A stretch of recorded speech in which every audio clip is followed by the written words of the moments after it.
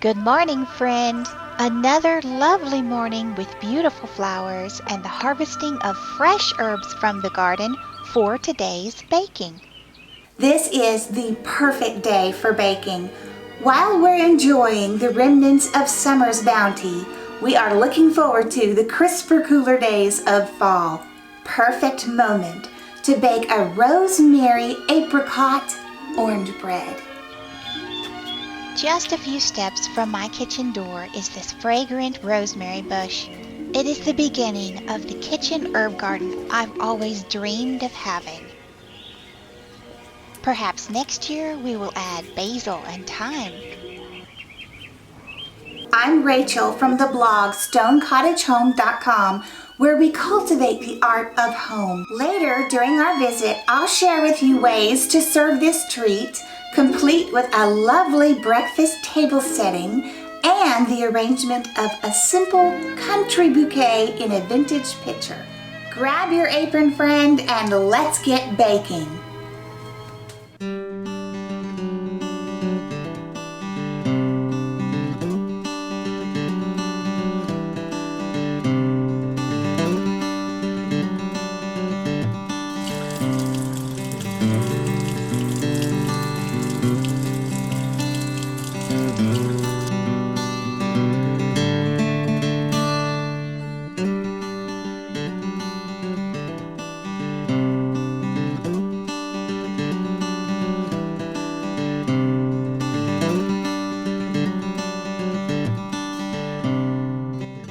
There is something about being present as you cultivate the art in your home. The sight of the flowers, the sound of the running water, the scent of the freshly diced rosemary. I remind you, enjoy what you do. Love your home.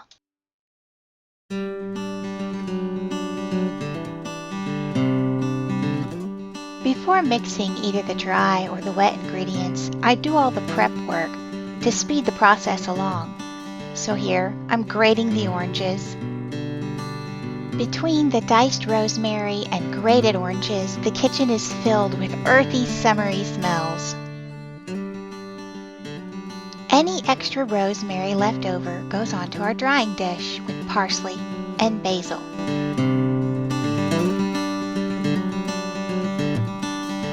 For our last prepping step, it is time to dice the apricots. As far as tweaks to this recipe, I have increased the amount of apricots, tripled the amount of rosemary, and increased the amount of orange to ensure that all those flavors come through very clearly. These look so delicious. Now, one tip for you to prevent your apricots from sinking to the bottom of the batter is to toss them with a little bit of flour. This will help them to remain more evenly distributed through your loaf.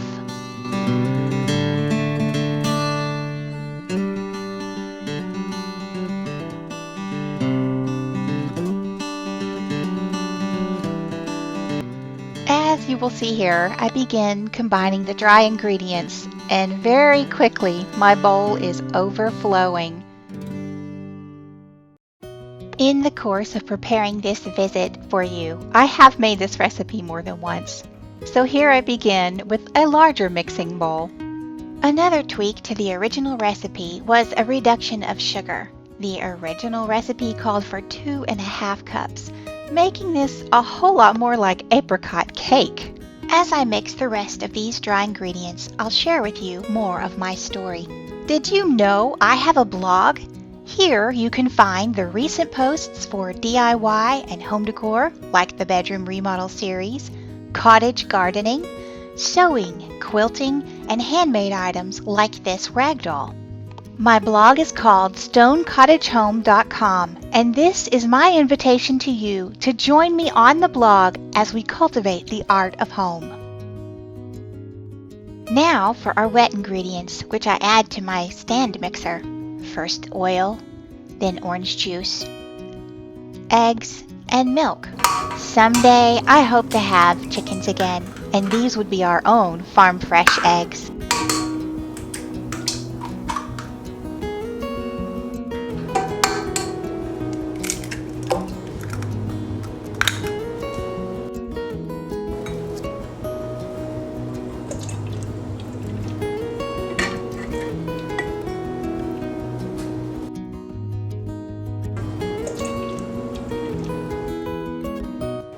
Let's give these wet ingredients a good twirl and add in our dry ingredients.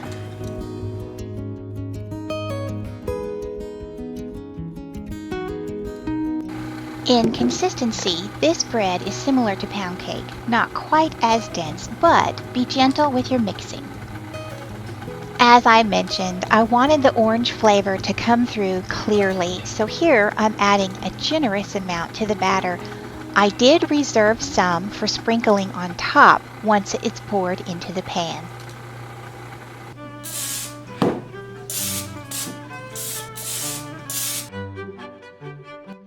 If you are anything like us, breakfast any time of day or night is a welcome treat.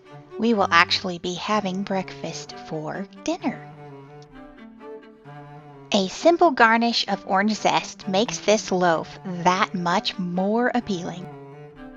This recipe also lends itself well to cupcakes, perfect for tea parties or showers.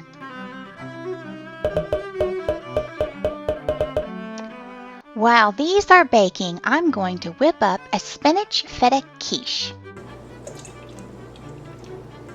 Quiche is an easy favorite at our house. So many versatile flavors: spinach and feta, sausage and cheddar, salmon and asparagus.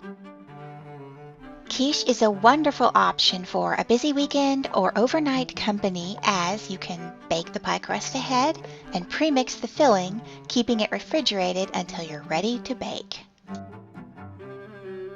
Let me know in the comments below if you would like to see quiche in a Bake With Me visit.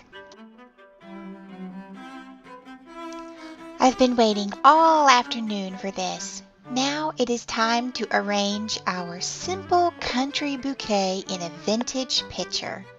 These bright, cheerful flowers are a mixture of different kinds of carnations, the puffy, fluffy pom-pom ones, and the singles, which look similar to geraniums. I am no florist. My goal here is to balance the color and the heights, creating a gentle dome across the top of the flowers. Since carnations are long-lasting flowers, I am cutting these a bit tall, and in a week or so, I will cut them down and prolong the bloom even more. Centerpiece ready. Let's set the table. My color palette is cream and green. I begin with this linen textured, tassel-edged mint green tablecloth. Here's a sizing tip for you. If your tablecloth is too large, fold a pleat from side to side, pulling in the extra, and it will fit perfectly. Now to create a centerpiece, including our bouquet of flowers and this antique lamp. Recently, I learned how to pleat English-style lampshades, and if you're interested, there's a video on my channel. This entire table setting is the result of many a spontaneous hunting trip to thrift stores. I love the quaint charm of a mixed-matched table setting. What unifies this collection are the florals and the color green. Part of my set of Pioneer glasses were a gift, some were thrifted. The silver came from antique stores and estate sales. Everything is in order here. Let's check the oven. I wish you could smell this Rosemary Orange Apricot bread. I can hardly wait to serve it up.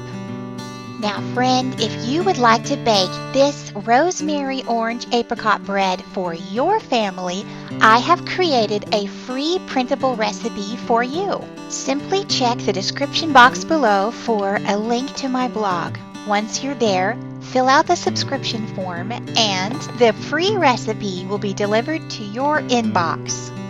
As you may know, I admire many things English and am constantly looking for inspiration for home decor. This is the book where I found the recipe for this bread. You can find links for this book, the tablecloth, and the crocheted napkins in the description box below. What kind of special meals do you like to create for your family? What kind of table settings do you like to do? And where do you get your inspiration? I would love to hear your thoughts in the comment box below. The food is ready to plate, and as promised, I want to share with you a couple ways to serve this treat. One is sweet and one is savory. The sweet option happens to be my plate, and on top of my slice of bread, we add a dollop of fresh, sweetened whipped cream. On my husband Matt's plate, we add a fried egg to his slice of apricot bread, and then a side of hearty, freshly fried bacon. This bread also freezes well. Toast a slice, fry an egg, breakfast is ready. Or, in our case, dinner. As Jane Austen said, there is nothing like staying at home for real comfort.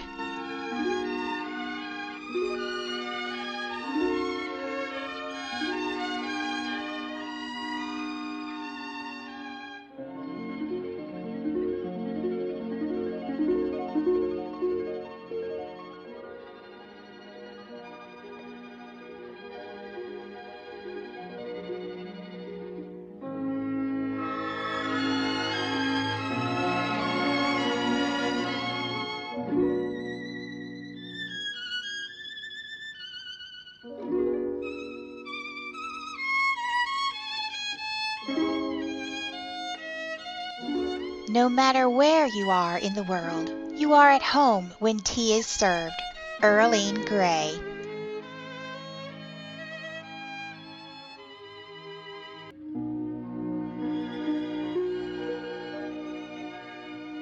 Our time together in my kitchen today has been so inspiring. With the changing of the weather into the crisp, cool days of fall, I am anticipating bringing out hearty soups and stews and transforming my tablescapes into the warm, earthy fall colors. For now, we will enjoy summer's bounty with our fruity herb bread, fresh bowls of chilled fruit, and spinach feta quiche.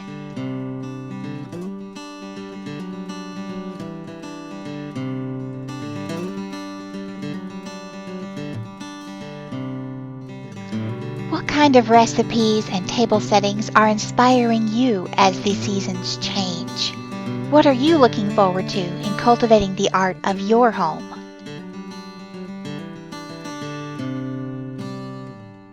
Remember to take a little extra time now and then to put special touches into serving your family and loving them and putting together a beautiful meal to share.